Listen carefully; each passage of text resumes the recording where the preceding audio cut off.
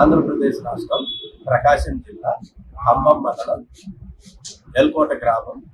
మా అమ్మ వెంకటలక్ష్మమ్మ 2023 జూలైలో మిస్ అయింది. నేను హైదరాబాద్లో ట్రైన్ దిగినాక 2 నెలలు హైదరాబాద్లో చూసి, ఒక వారం ఇదే ఖమ్మం డిస్టిక్ టౌన్ మొత్తం చూసి, రైల్వే స్టేషన్, బస్ స్టేషన్ అన్నీ చూశాను. కానీ ఇక్కడ దేవాలయం లాంటి అన్నం అది అనాథ శరణాలయం ఉన్నదని మనకు తెలియదు. ఒక్క మాట అన్ని ఉన్నా కానీ నేను వచ్చాను. రీసెంట్ గా భద్రాచలం కూడా ఇదే టౌన్ నుంచే వెళ్ళాను. నేను చూశాను, కానీ లేదు. దేవుడు లాంటి సార్ వల్ల మా అమ్మ మాకు ఈరోజు దక్కింది. అమ్మ లేని మనం అసలు భూమి మీద ఎలా రాగలం? అసలు మనకు అమ్మే కదా దేవత. అమ్మ మిస్ అయిన 3వ రోజు తమ్ముడు చాలా కాలం అయింది. ఈ ఫోటో ఎందుకు చేయించుకున్నారు? ఇంకా అమ్మ జ్ఞాపకార్థం చేయించుకున్నాం. ఇంకా అమ్మ లేదు అని ఆశలు వదిలేసి ఫోటో చేయించుకున్నాం. చేసుకుని ఈ కర్మకాండలు ఈ సంవత్సరం చేయాలని డిసైడ్ అయినాం. కానీ దేవుడు దండ వేయనీయలేదు, కర్మకాండాలు దాకా పోయింది. మీరు కాపాడి మాకు మా అమ్మను కాసేపు. ఇది తెలంగాణ రాష్ట్రం ఖమ్మం జిల్లా కేంద్రంలోని అన్నం సేవా ఫౌండేషన్ అనాథ శరణాలయంలో. ఈ అనాథ శరణాలయంలో ప్రస్తుతం 200 మంది వరకు దిక్కు మొక్కు కళ్ళు కాళ్ళు లేని మాటలు రాని మత్స్యంచలేని వయోవృద్ధులు, మల్టీ డిజబుల్స్ ఉన్నారు. 2023 జూలైలో మరి ఒక గుర్తు తెలియని మత్స్యంచలేని వృద్ధురాలు ఖమ్మం రూరల్ మండలం తల్లంపాడు గ్రామ పరిసర ప్రాంతాల్లో అచేతన స్థితిలో పడి ఉందని తల్లంపాడు గ్రామానికి చెందిన గుణమాల శాంసన్ అనే కానిస్టేబుల్ గారు ఇచ్చిన సమాచారం మేరకు మేము ఆ తల్లంపాడు గ్రామానికి వెళ్ళి ఆ సదర వృద్ధురాలని తీసుకొచ్చేసి ఆశ్రమంలో చేర్చుకొని సపర్యలు, ఆకలి, వైద్యం చేయించగా ఇటీవల కోలుకొని, నా పేరు వెంకటలక్ష్మి, మాది ఎల్కోట అంటే లజకోట అని చెప్పింది. ఈమె చెప్పిన ఊరు కరెక్టా కాదా అని ఇంటర్నెట్ ద్వారా చెక్ చేసుకుంటే ఇంకా పక్క ఊర్లు అడిగాము. సైదాపురం ఉన్నది, వేరే ఊర్లు చెప్పింది. ఇంటర్నెట్లో చెక్ చేసుకుంటే ఆ సరౌండింగ్ విలేజెస్ ఉన్నాయి. అప్పుడు ప్రకాశం జిల్లా, ఇది ప్రకాశం జిల్లా ఖమ్మం ఎస్ఐ గారి నంబర్ని సెర్చ్ చేసి మేము ఎస్ఐ గారికి సదరు వృద్ధురాల గురించి సమాచారం ఇచ్చి, మరి ఎల్కోట అనే గ్రామం ఉందా మీ పోలీస్ పరిధిలో అంటే ఉందని చెప్పేసి అన్నారు. ఎస్ఐ గారుకి వాట్సాప్లో తన ఫోటో, కుటుంబ వివరాలు, భర్త పేరు గురవయ్య అన్నది. మరి అట్టి సమాచారాన్ని మేము ఎస్ఐ గారు పంపితే ఎస్ఐ గారు ఆ ఊరు ఒక పర్సన్కి పంపించారు.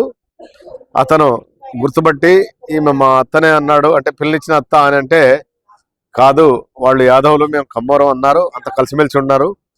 మరి ఆమె చిన్న కుమారుడికి, చిన్న బాలగురవయ్యకి సమాచారం ఇస్తే అతను వాట్సాప్ వీడియో కాల్లో చూసి మా అమ్మే అని చెప్పి గుర్తుపట్టి మరి ప్రకాశం జిల్లా నుండి నిన్న ఖమ్మం అన్నం ఫౌండేషన్కి చేరుకొని తగిన ఆధార్ కార్డులు అవి చూపించి కుమారుడి కథనం ప్రకారం ఈమె 2023 జూలైలో గుంటూరుకి వైద్య నిమిత్తం వాళ్ళ నాన్న ఈమెని తీసుకొస్తే అక్కడి నుంచి తప్పిపోయిందట.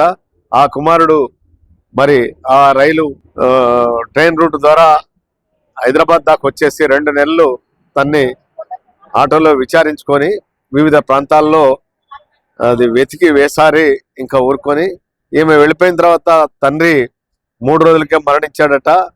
అలా కుటుంబం దెబ్బ మీద దెబ్బ వచ్చేసి చాలా బాధల్లో ఉన్నామని చెప్పేసి అప్పటి నుంచి ఇప్పుడు దాకా వెతుకుతూనే ఉన్నారు. తండ్రి అంత్యక్రియలు చేసుకొని ఆ యొక్క అస్థికలు కూడా అట్లాగే దాచుకొని మరి అమ్మ విషయం తెలిసిన తర్వాత ఇద్దరి మేము శ్రీశైలం వెళ్ళి కర్మకాండాలు చేస్తామని చెప్పేసి అని అన్నారు.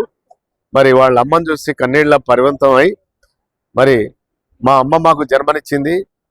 మరి ఈ రోజుల్లో జన్మనిచ్చిన తల్లిదండ్రులే వయోభారం, అనారోగ్యం సంక్రమించగా ఎవరికైనా సంక్రమిస్తుంది, వదిలేస్తున్నారు.